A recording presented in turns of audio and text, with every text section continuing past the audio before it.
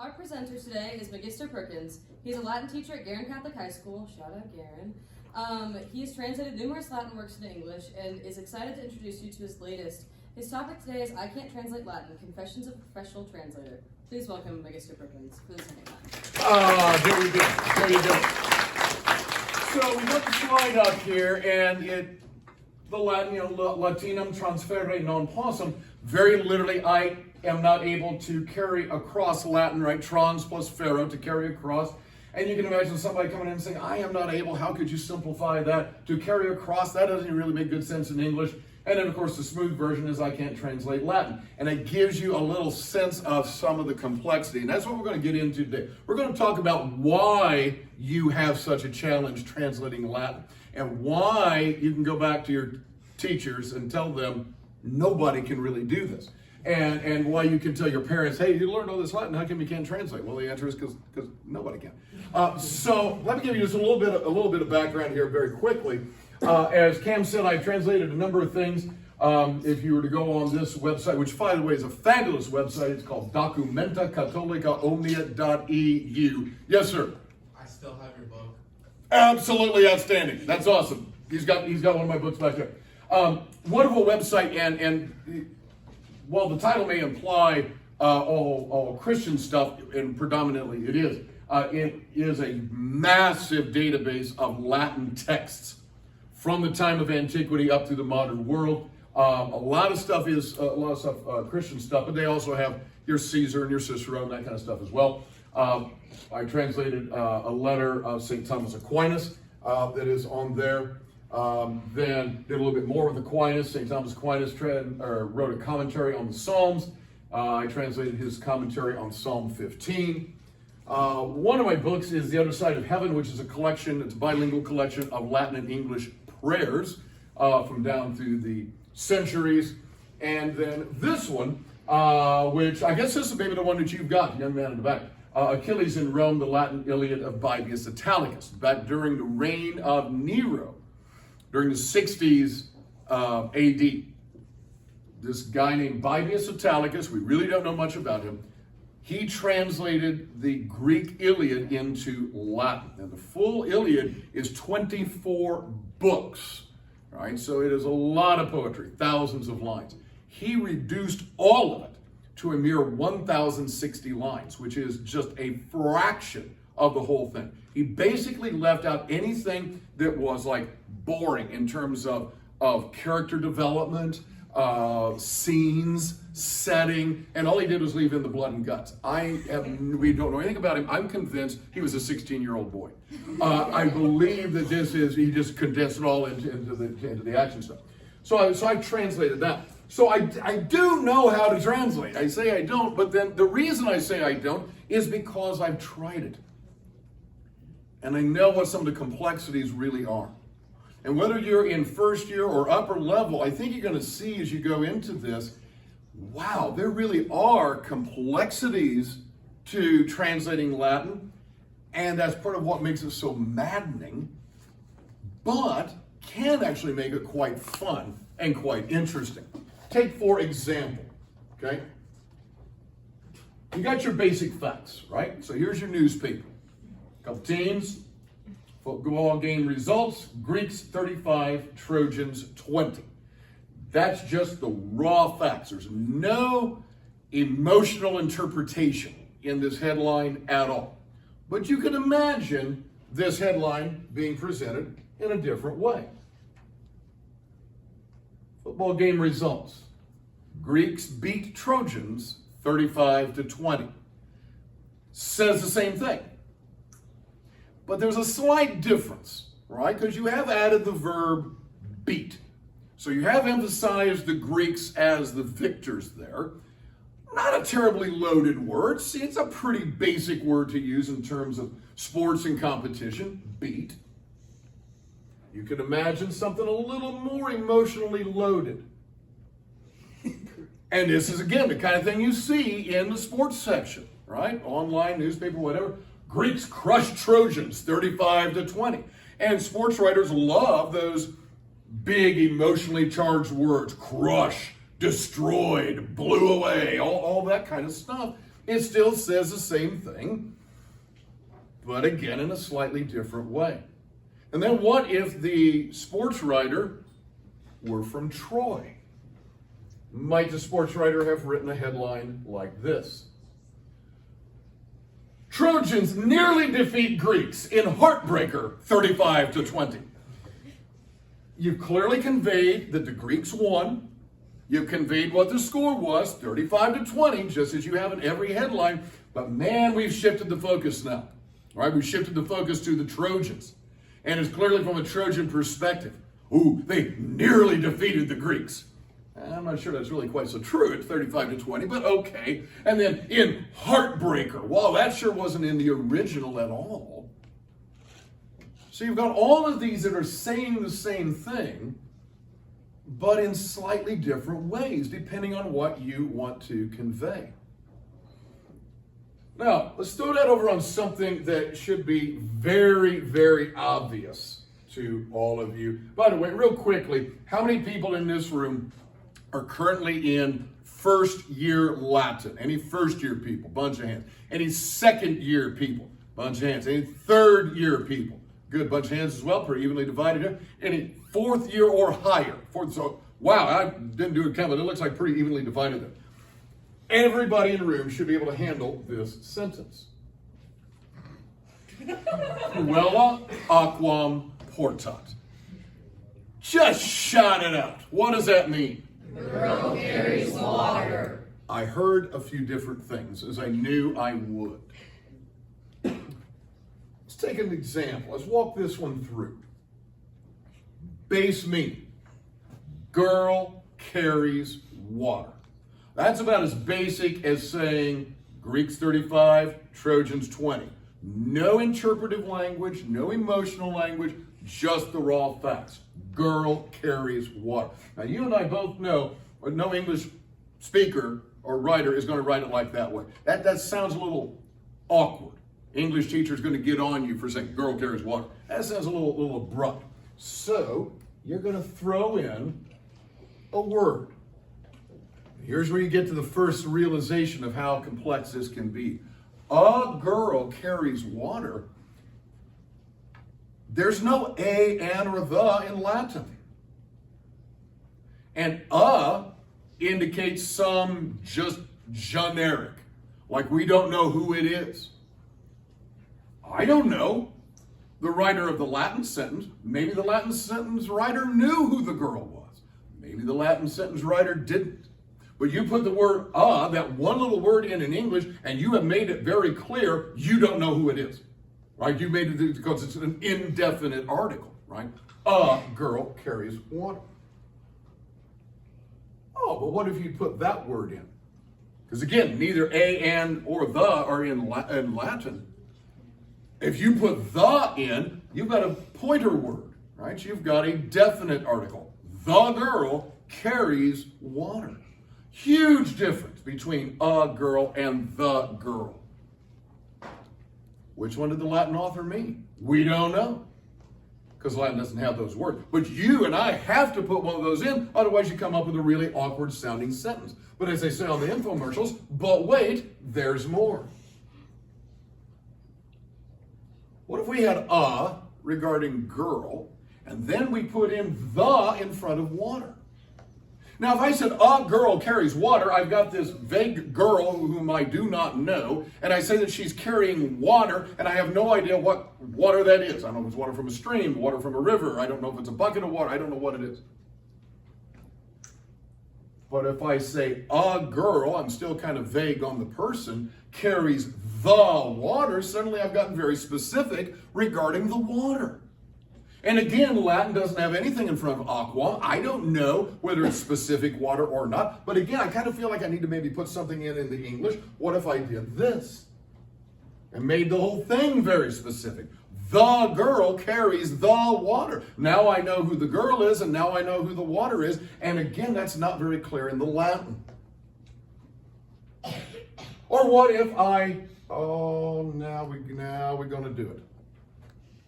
Because in English, when it comes to present tense, we not only have carries, but we've got is carrying, and does carry. Now stop and think about the difference for just a moment. Or the girl carries water, or the water. So the carry verb is just real simple.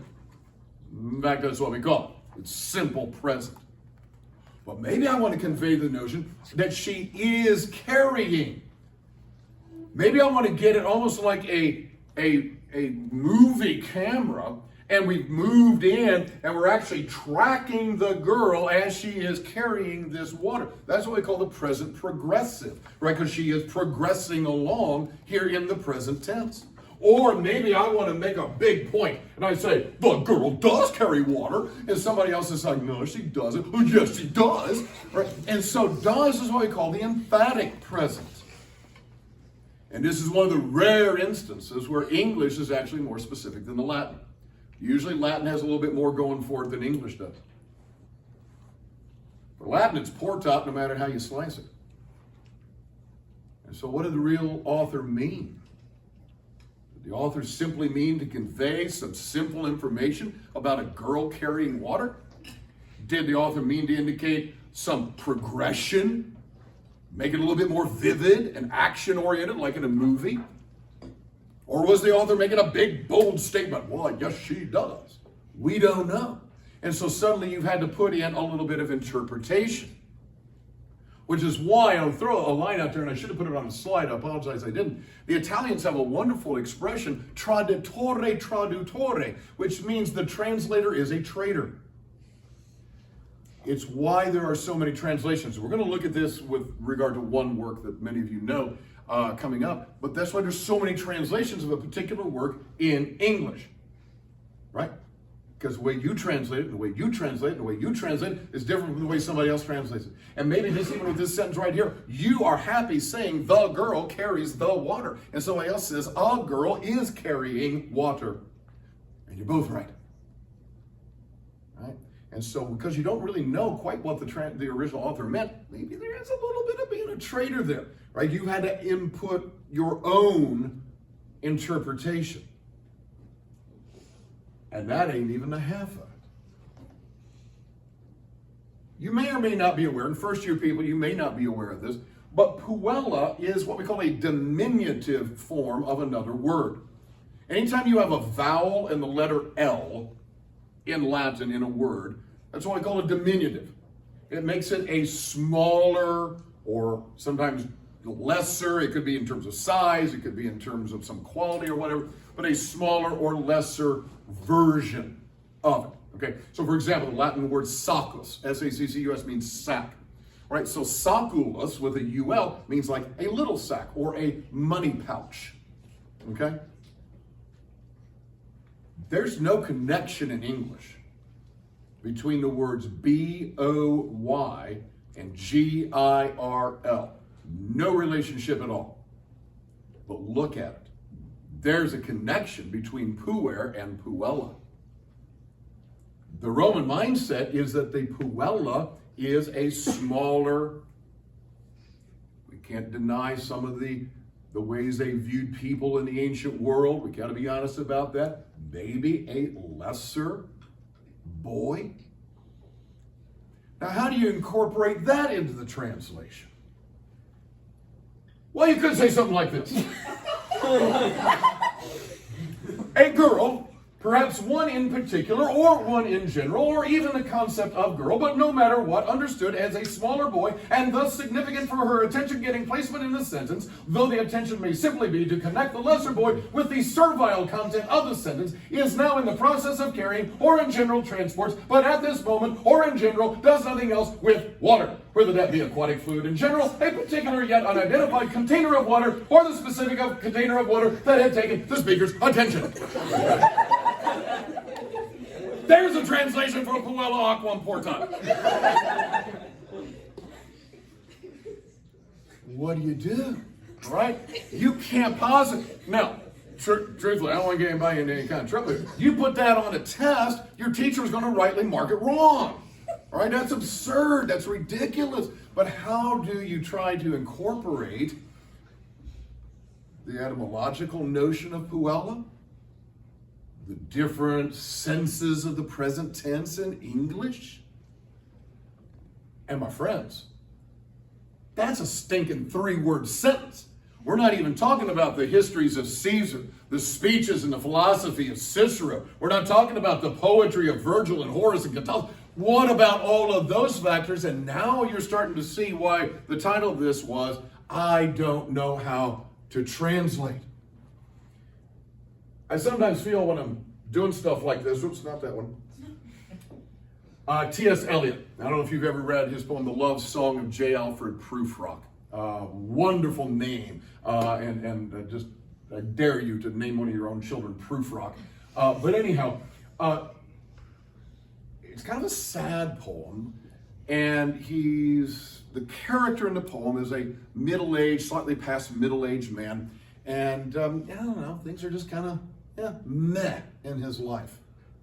And at one point he says, I grow old, I shall wear the bottoms of my trousers roll. Shall I part my hair behind?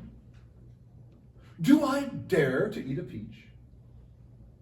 I shall wear white flannel trousers and walk upon the beach. I've heard the mermaids singing each to each. I do not think that they will sing to me. Kind of a sad, kind of a mournful thing. But I like that line, shall I part my hair behind, do I dare to eat a peach? Here's a guy who's a little bit confused in his life, and that's how I feel when I get ready to translate Latin.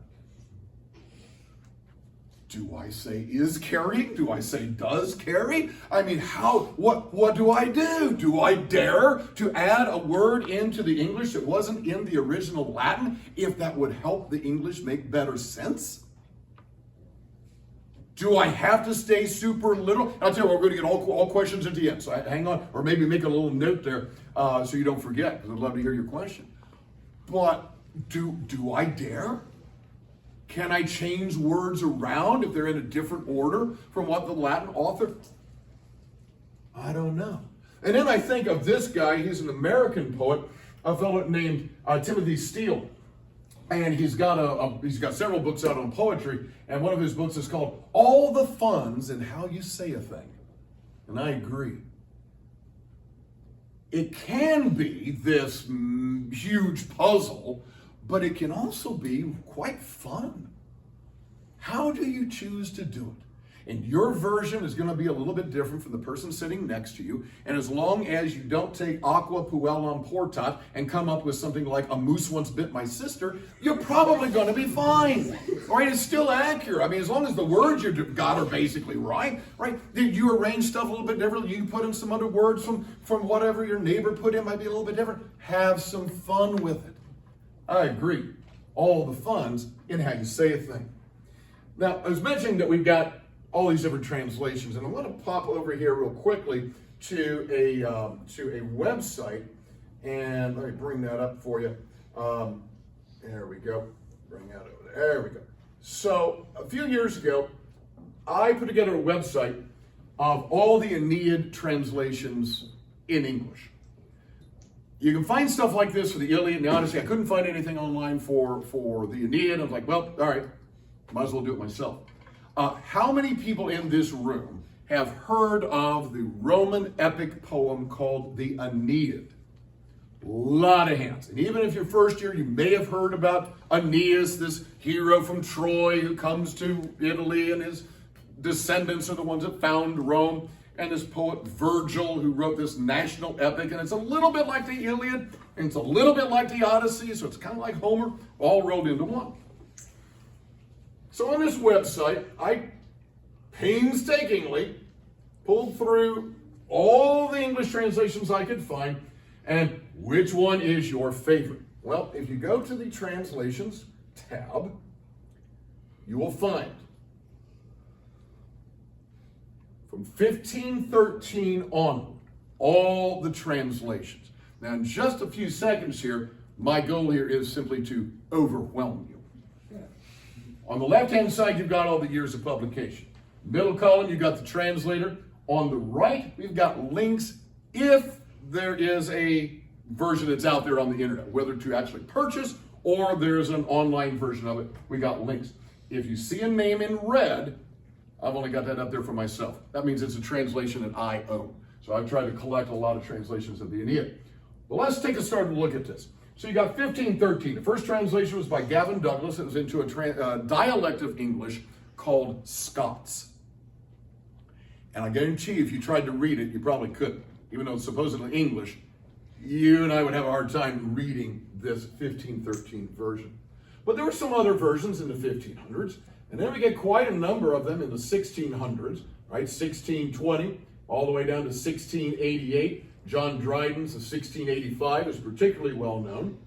Then we start getting a bunch in the 1700s, not as many though, 1740 to 1796. Then we get a big old bunch. The Aeneid was popular in the 1800s because you look at all the people that translated it. From 1817 all the way down to 1896. And then the 1900s, just last century, 20th century, just blows up. From 1900, 1903, 1906, two of them in 1907 alone. And it goes on right on through there. Of course, more of mine that I own are from the latter part of the last century, all the way down to the most recent one in 2025, came out earlier this year. I say I just want to overwhelm you. So,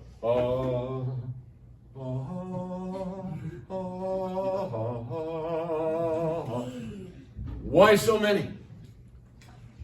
Well, if we had 4 or 5 versions, and by the way, that sentence, Puella aquam portat, if you actually take every possible English permutation, I think there's actually 27 different distinct translations of Puella aquam portat. And that's a simple little first-year sentence. Try an epic poem. 12 books full of dactylic hexameter poetry, a total of 9,895 lines. Oh, imagine all the differences that people can put in. And I can't remember now, at some point I think I've counted this up. I don't know, there are 56, I don't know how many translations there are. Some of you who do this kind of thing, if you know about the website Bible Gateway, BibleGateway.com has, I believe, somewhere around 50 or 60 translations of the Bible into English. Why? Because we all say things in slightly different ways. And as Timothy Steele put it in his book title, all the fun's in how you say a thing. And I really do agree with that. So, all right, let me get this out of here. Let's get this out of here. I'm not sure where the Jersey accent came from, but there you go. All right, send friend. There we go. And bada bing, bada boom. Now, for on and off for the last 20 years, I've been fooling around with my own translations of the Aeneid. As a guy who has taught the Aeneid, I couldn't help getting drawn into it. And I love words. And so I've played with a variety of ways to translate the Aeneid. So, for example, here's one. Now, first year, second year students, just kind of hang in there and ride the wave with us, okay? Third year and fourth year people, you might be able to pick up some of this. So Virgil wrote in this style of poetry called iambic hexameter. Dactylic hexameter. I'm guessing you probably have heard of iambic pentameter in English. Raise your hand if you've heard of iambic pentameter. Right? That's Shakespeare. That's the style that Shakespeare writes in, and so many other English poets. Well, iambic pentameter is our basic style of poetry. Dactylic hexameter was the basic style of poetry for the ancient Greeks and Romans. So I thought, okay, well, what if I brought it into iambic, which is a rhythm that we use in English, and I kept the hexameter line, which means hex, six units of rhythm in the line, and so kind of tried to mix the two. Arms of a man I sing, who first from the shores of Troy to Italy, driven by fate, came to Lavinia's shores. A man much tossed about both on land and deep by the force of gods above, thanks to savage Juno's mindful wrath. He also suffered much in war to found a city. He also suffered much in war to found a city. There it is, iambic hexameter. To bring his gods to Latium, whence came the Latin race, the Alban fathers and the walls of towering Rome. And I tried that for a while, and I don't know. And I did some things called torocaic and anapestic substitutions, and we're not going to get into all of that because that would be like quantum physics.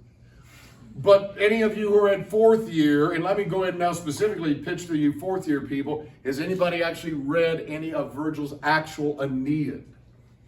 Well, you know that his so-called dactylic hexameter is not all made up of dactyls, is it? In fact, there was a Curtoman question earlier. What's the other foot that Virgil likes to use besides the dactyl, young lady right here? So he made substitutions. He would substitute different rhythms. And so in English, a lot of times we'll substitute for the bump, bump, bump, bump. That's the iambic rhythm. A lot of English poets will substitute sometimes a bump, bump, bump, bump. It's the opposite. It's called a trochee. Or a bump, a bump, which is the anapest. And so I thought, well, Virgil could substitute, so could I. So I played with that for a while. And then I was like, yeah, I don't like that. So then I thought, maybe I should just do it in iambic pentameter. Regular old English iambic pentameter. I'm going to tell the story of arms and a man. It was his fate to leave the shores of Troy. It was his fate to leave the shores of Troy. Right there. It's very regular iambic pentameter. But now right away you notice that whole, I'm going to tell of a story of arms and a man. Well, that's a little different from the way that Virgil actually said it, but it fit the iambic rhythm. And I played with that for a while, and I'm like, yeah, I don't know.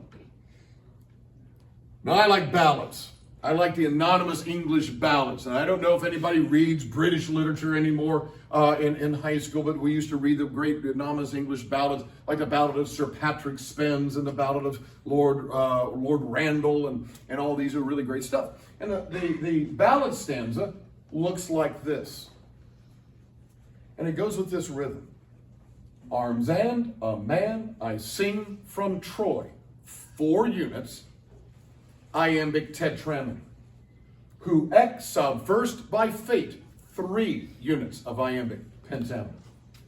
To Italy's Lavinian shores, back to 4, came after years of wait. And you notice that fate rhymes with wait. So every 2 other lines rhyme, right? An A, B, C, B rhyme scheme. I'm going, well, the ballad stanza was good for telling stories in Old English, and the Aeneid is a story poem, and maybe we should translate it into a ballad stanza. And so I played with that for a while, and I'm like, I don't think I could sustain 9,895 lines of Latin. I think this would get really annoying really, really quickly. So I decided to play with something else, rhyming 14ers. I basically stretched the ballad stanza out instead of the kind of short, stretch the lines out into what we call 14ers. I sing of arms and of a man who first from Trojan shores, exiled by fate to Italy, came to Lavinian shores, blah, blah, blah, blah, blah. And that kind of worked for a while, but I was like, I'm not so sure about that either. And I tried the same thing, but without rhyming. Because that's the other thing. We can rhyme, and Latin poetry can rhyme, but most of the time it didn't. And so you got to ask yourself that question. Should I add rhyme? Should I not? Homer didn't rhyme. Virgil didn't rhyme. Can I rhyme? If you go and look at those translations on the Aeneid translation website, a bunch of them rhyme and a bunch of them don't. Do I dare to eat a peach? I mean, do I dare to put rhyme into my translation? So I played with that. And then I tried plain old free verse, which some of you may have heard. Anybody heard of a poet, an English or an American poet named Robert Frost? Anybody heard Robert Frost stopping by woods on a snowy evening? 2 words and 2 rows of verse in a yellow wood. And sorry, I could not travel both and all that jazz. Robert Frost said free verse is like playing tennis with the net down. What's the point? He didn't really think a whole lot of free verse. But I thought, maybe I'll try that. Weapons of war and a man who can wield them. This is what this story is about. A man who was first driven by fate to Italy from the shores of Troy, came to the banks of Lavinium, hurled every which way on land and sea by the force of the gods, all on account of Juno's anger that could not forget. Now, one of the things you'll notice right away is it took me a lot more English lines to accomplish what Virgil wrote in a few lines. And so I played with that for a while. And I don't really necessarily care for that. And then one night, we were watching for the umpteenth time the movie version of The Lion, the Witch, and the Wardrobe. We're sitting there watching it, and I'm thinking about the Narnia stories. and I'm thinking about Tolkien, I'm thinking about The Hobbit, I'm thinking about The Lord of the Rings. I'm thinking, man, Virgil's story is so epic. It's just boom. It's like you think about the Narnians and that whole world that C.S. Lewis created. And you got Aslan, and you got the White Witch, and you got all these other creatures and people and things that come to life, and you think about the world of Middle Earth. And you got hobbits and dwarves and dragons and all this kind of stuff. I'm like, man, that's kind of what Aeneid's story is. It's kind of what Virgil's story is. And you take a piece just like this one very early on in The Hobbit. By some curious chance, one morning long ago, in the quiet of the world, when there was less noise and more green, and the hobbits were still numerous and prosperous, and Bilbo Baggins was standing at his door after breakfast, smoking an enormous long wooden pipe that reached nearly down to his woolly toes, neatly brushed, Gandalf came by. And I thought, man, that sounds like Latin. And for those of you who've gone enough into your Latin, think about this for a minute. How many times have you hunted for the stinking verb? All these ridiculous ablative uses, all these ridiculous prepositional phrases and participles and subordinate and clauses, all this kind of stuff. Where's the verb? Verb's not to the end of the sentence. You realize the whole sentence is simply Gandalf came by? That's the whole sentence. Gandalf came by. All the rest of that is subordinate information. By some curious chance. Well, that would be like an ablative of means. One morning long ago, there's an ablative of time when. In the quiet of the world, you could maybe see that as an ablative of time when, or an ablative of place where. When there was less noise and more green, we got a clause here, probably one of those coon clauses. And the hobbits were still numerous and prosperous. That's still part of that same when clause. And Bilbo Baggins was standing at his door. Well, yeah, that's still part of that coon clause there. After breakfast, we got another time when. Smoking, hey, there's a participle that describes Bilbo Baggins, but good grief, the word smoking was standing at his door after breakfast. Smoking is 7 words away from Bilbo Baggins, and yet it describes Bilbo Baggins. Smoking what? An enormous long wooden pipe. So smoking would have to be nominative singular because it's describing Bilbo. He's the subject, but it's taking a direct object. Smoking what? Smoking a wooden pipe. And what kind of pipe is that? Oh, a plain old relative clause that reached nearly down to his woolly toes. And then we get the verb. I go, wow, this sounds Latinate. It sounds very Latin in structure. Now, what if we translated the Aeneid in prose, not poetry, which has been done before, but with the feel of Tolkien, with the feel of the Lord of the Rings, something that conveys the epic story, which the Aeneid really is. And so that's what I've been working on for coming up on a year. Here's the beginning. Arms and a man I sing, first from the shores of Troy, exiled by fate, came to Italy and Lavinian shores. Notice there's several pieces of subordination there. Much tossed was that one, both on land and deep, by the force of the exalted ones, because of the remembering wrath of fierce Juno. He suffered much in war as well, while founding his city and bringing his gods to Latium, whence came the Latin race, the Alban fathers and the walls of high Rome. And I don't know if you can hear the parallels to that opening bit from The Hobbit, but I didn't really have to do a lot. That's naturally how Virgil writes. I didn't even have to mess with it much. I just had to get the right words. Make sure my grammar was right. And the structure really kind of fell along like, oh my goodness, this really does sound like Tolkien. Or in, of course, reality, Tolkien sounded like Virgil. But I want to draw your attention to one little thing that really was the key for me at the beginning. I thought, yeah, this is it. Look over the Latin on the left-hand side. And if you would, look at line 3. Right? First two lines in the first word of the line, the third line. You got arms in the man I seen, who first from the shores of Troy to Italy, exiled by fate, came to Lavinian shores. And then it says, multum ille et terris jactatus et alta. Now, it'd be very easy to take that into the way you and I normally speak English and say, that one was much tossed about on land and on sea. It'd be very easy to take it in the way that you and I naturally speak and simply say, he was much tossed about on the land and on the sea. But can you hear the slightly elevated sense by saying, much tossed was that one?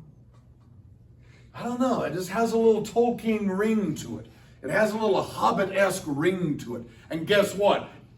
It's the word order of Virgil. Multum, much, ille, that one. The much comes before the word ille. And so you do bring it right into the English, and oh my goodness, you got this wonderful, epic-sounding thing. So I want to share a little bit about where I am in this process and then how you're going to get a chance to help. So I am at this point, not quite 70% through my first draft of this translation. Now I gotta tell you, it's hard for me to want to grade stinking Latin quizzes sometimes when I want to get back to work on my translation. So I'm trying to do this while teaching, right? So I'm about 70% through. And then I got to go back and do all kinds of work. But the goal is to have it published next year. I don't know if we're going to be able to have it ready for National Convention, which I would love because we're hosting nationals here in Indiana in the summer of 2026. And I'd love to have it for them. I can't guarantee that's going to happen. Well, I want to show you a little bit of my process. This time around, I'm doing it all on the computer. So I'm doing it all on a Google Doc. And here is a passage from book 1. And people who know the story, this is where Aeneas and his buddy Achates have run into Venus. And she's given them some background on this Carthage, North Africa area where they have crash landed. Okay? So I got my text going and so forth. And then I've highlighted the word first. I don't know if you can tell, it's a slightly different color of highlight because it's a note.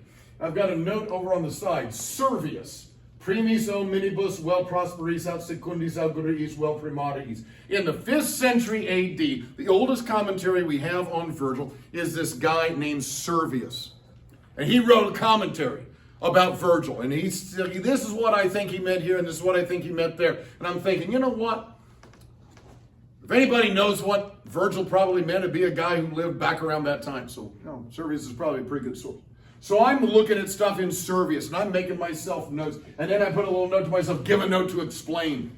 I know I'm going to have notes at the end of this, certain things to make a reference to. And then I've got a big note here, the word sisters. I don't know if you can see that, it's kind of highlighted there. It's about the 5th line down. Big note from Servius, and I made myself a note. This whole note is worth including. I want to make sure that I include this note from Servius. Of course, I'll translate it and have it in my notes to the book. But then you notice some words that are in bright yellow. And they're 2-word or 3-word groupings highlighted in bright yellow. As I'm going through, I'm going as fast as I can. I don't want to get bogged down by do I dare to eat a peach? Should I wear white trousers and walk along the beach?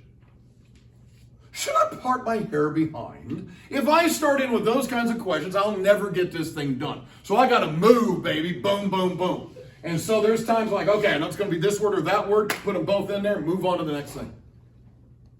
And that's where you come in. Right now, I want to pass out, and we can maybe get some people to help us pass this stuff out. I don't know. Take a bunch and pass them around. If anybody can help do that, you'd be a great person for that as well. We'll pass out some here. Now, I don't know if we got enough for everybody. I have no idea how many are going to show up. I think I ran up to about 60 copies. You may need to borrow a pencil or a pen from somebody. But I've got 5 of those word choices that I have not made yet. I want you to come up with your preference. So like word choice number 1 is heedless or careless. So you can read it there. Between these men came madness. Pygmalion, impiously before the altars, and blind with lust for gold, secretly vanquishes Zacchaeus with a sword. And you don't want to say heedless of his sister's love, or I want to say careless of his sister's love. Write down on the line at the bottom which one you prefer. And do that for each of those pairs or trios of words, whatever they are. We're going to collect all these back up. And it's going to be simple democracy, baby. Whatever word gets the most votes from you guys, that's the one I'm going to actually use in my published translation. So you are going to have a hand. And you can always go ahead and say, I helped translate the Aeneid into English in a professional translation. So take a moment. I'll stop talking.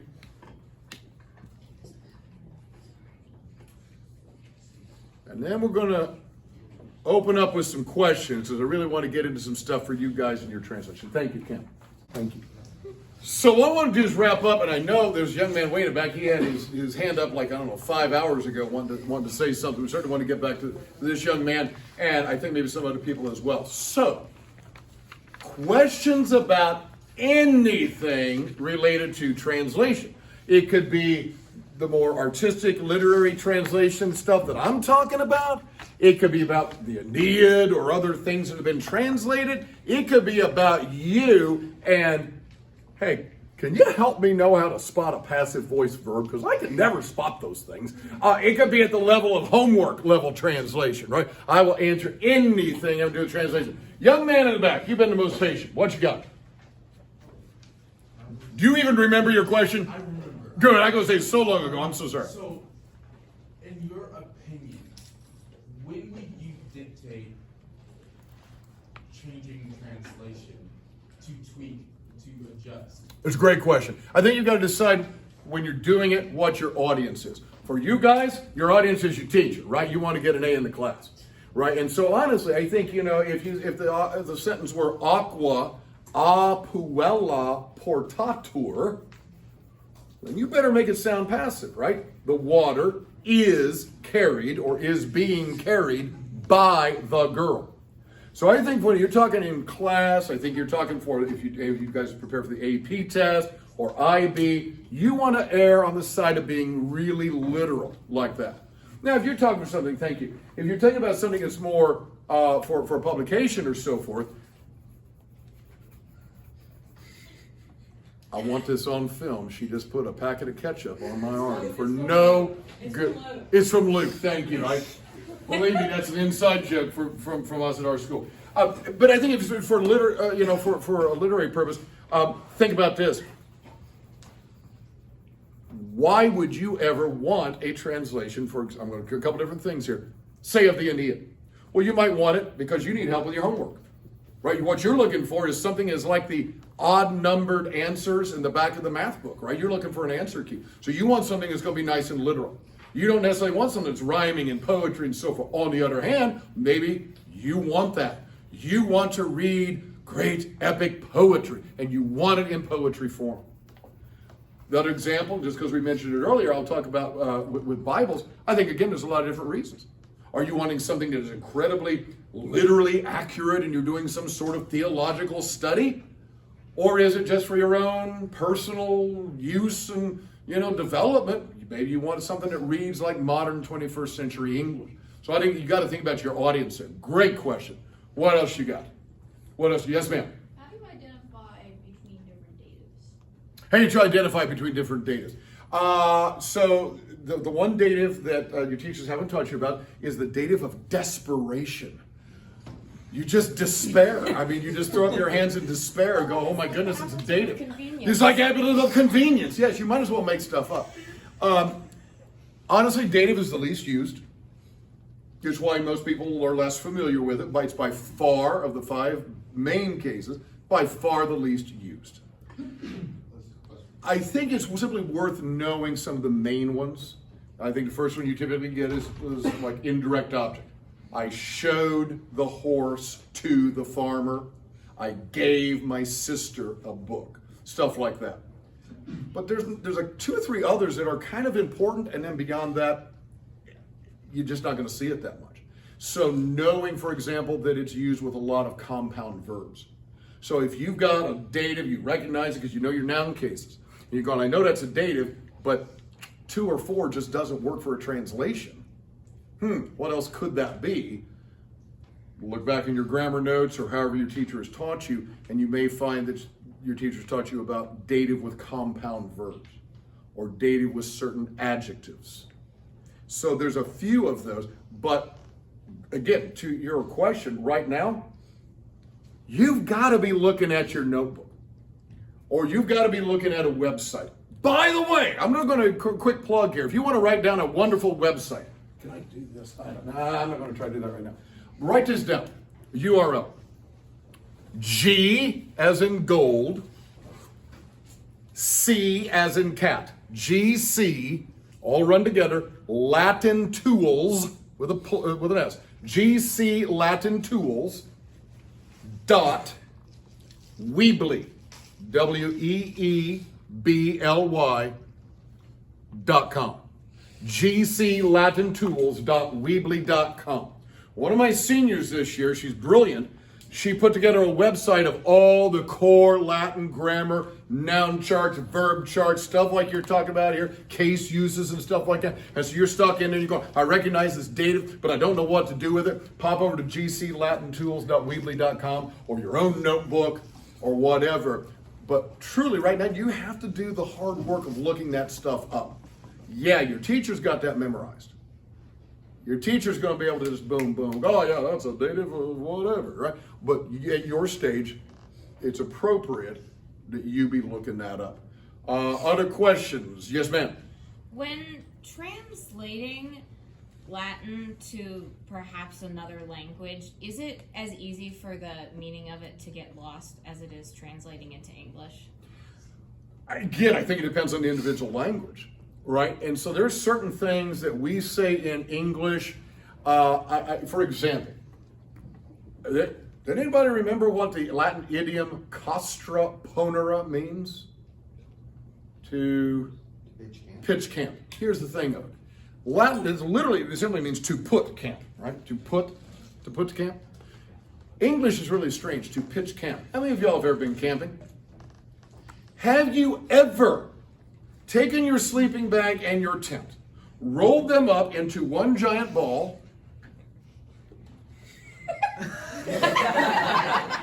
and pitched camp? I don't think so. So that is a bizarro phrase when you think about it, pitch camp. What in the world? So different languages have different things. And so, for example, for us to say, they put camp in the forest, that just sounds dumb. Because our English ears, we pitch camp.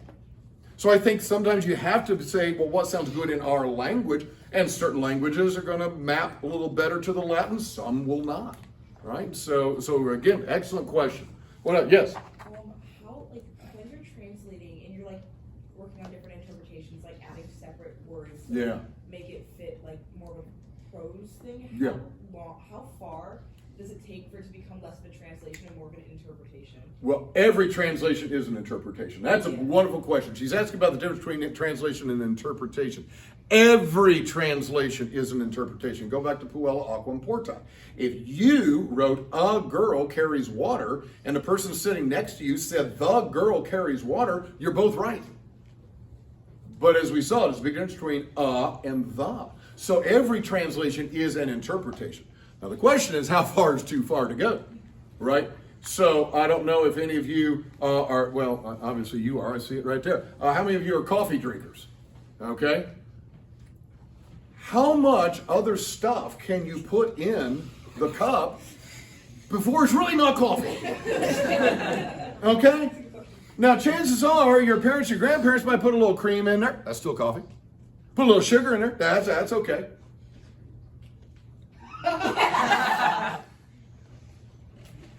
Well, I don't even know what Gershuken is, but anyhow. I go around and read my students' stuff, and there's like 15 other ingredients on the side, and I'm going, oh, I don't know that's coffee anymore. Right, so, wonderful poet, American poet, named Howard Nemerov. Oh, I wish I'd brought the poem up for you guys. I'd show it to you. The title of the poem is almost longer than the poem. But everybody in English, or everybody in Indiana is going to get this. Howard Nemerov has a poem titled, Because You Asked About the Line Between Prose and Poetry. That's the title of the poem. And the poem goes like this. Sparrows were feeding in a freezing drizzle that while you watched turned to pieces of snow, riding a gradient invisible from silver aslant to random, white and slow. There came a moment when you couldn't tell, and then they clearly flew instead of fell. Everybody in Indiana has experienced that moment where the rain is coming and it turns over to snow. Now, where is the exact moment? You can't tell. There was the moment when it was clearly silver aslant, man, rain's coming down.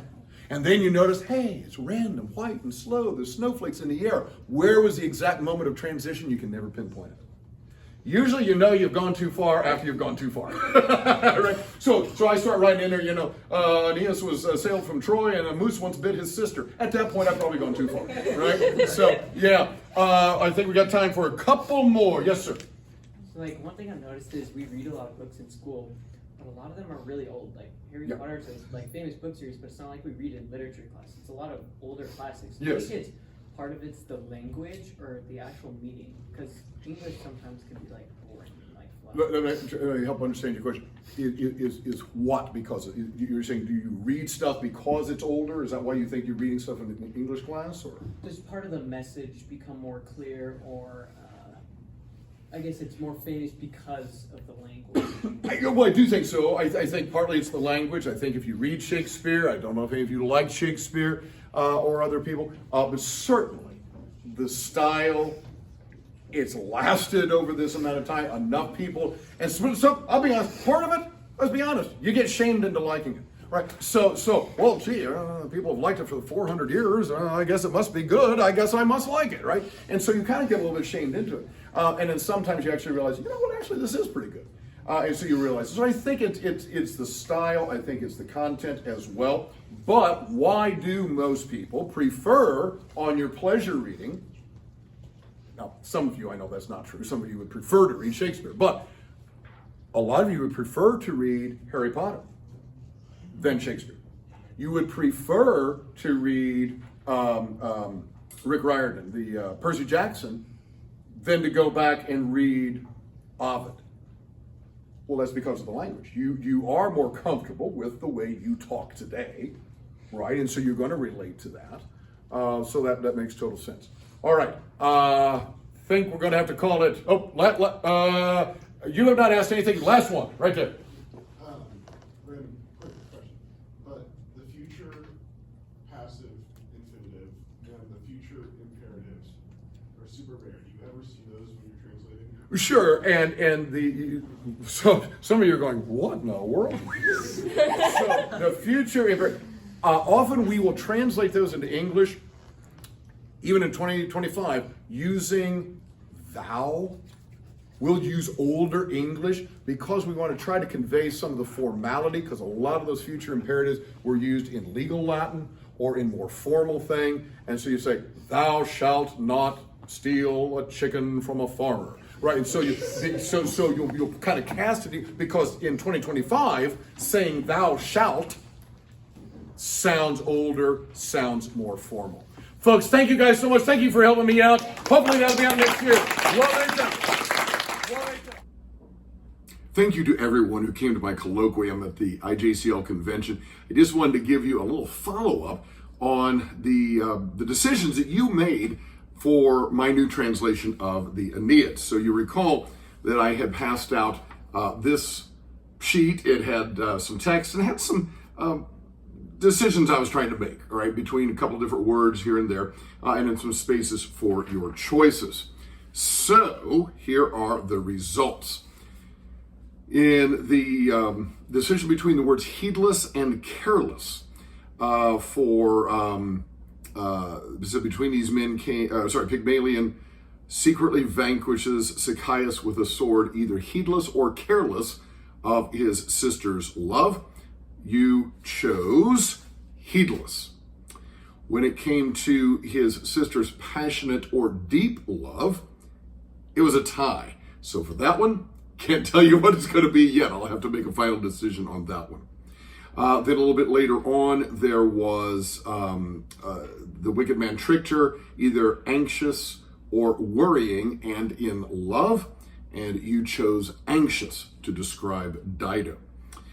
Then there was the fact that he uncovered all the hidden either offense, crime, guilt, or sin, and you chose sin for that one. There were a couple of other words I failed to highlight. Several of you did just make a choice on those, and I appreciate that very much. There was the one where he hid the deed, and either pretending or feigning many things. You chose feigning. Now, there was one more of those. He and I had either revealed, laid bare, or disclosed the cruel altars. And most people picked revealed. But I am going to go with, I'm going to tell you why. I'm not going to take that suggestion. I am going to go with laid bare. One student put this, said laid bare, and then also noted that he is also bearing his chest, because this person had read on in the text, he laid bare the cruel altars and his breast, pierced by a sword. And this person said, Zeugma, right? Well, right you are. Whoever you are who put that, I certainly appreciate that. You obviously know your Latin, so Zeugma is right. And I do think that laid bare would work best with both of those nouns, altars and breast. Finally, the last one was another one that was a tie, and I'm going to tell you which way this one is going to get broken.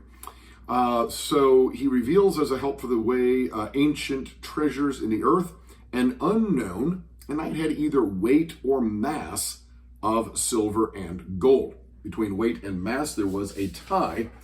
And one person wrote this, said mass sounds like hordes instead of a specific amount. So that person added an additional comment on there. I agree. And so for the tiebreaker on that one, we're going to go with mass. Again, thank you so much for coming out. Look for that new translation, hopefully in 2026. And you can check that out along with some of my other works at StephenRPerkins.com.